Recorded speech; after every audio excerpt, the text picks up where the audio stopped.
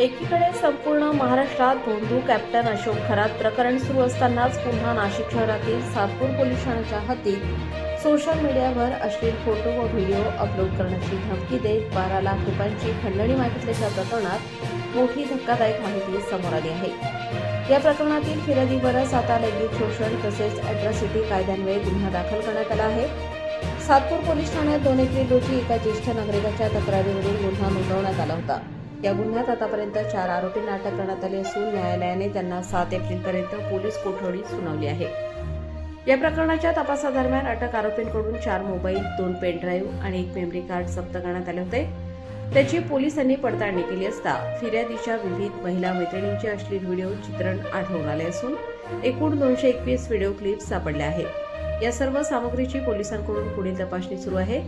दरम्यान या प्रकरणातील फिर्यादी रवींद्र गणपत एरंडे वय 63 वर्ष, राहणार 37 नीलकंठेश्वर नगर, अशोकनगर, सातपूर, नाशिक याच्या विरोधात पीडित महिलेने गंभीर आरोप करत तक्रार दाखल केली आहे।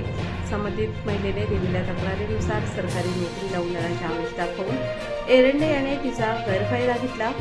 ती अनुसूचित जातीची असल्याची माहिती असूनही तिला नाशिक व इगतपुरी परिसरातील विविध हॉटेलमध्ये नेऊन वारंवार लैंगिक शोषण केल्याचा आरोप करण्यात आला आहे।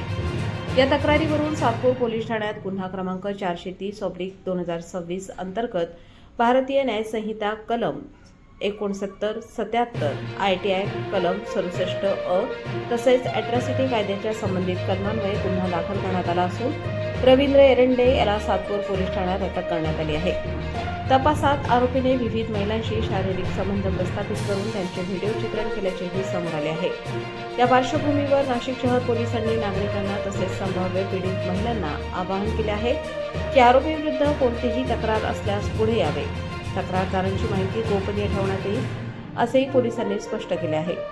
या प्रकरणाचा पुढील तपास अंबड विभागाचे सहाय्यक पोलीस आयुक्त डॉ. सचिन बारी यांच्या मार्गदर्शनाखाली सुरू आहे।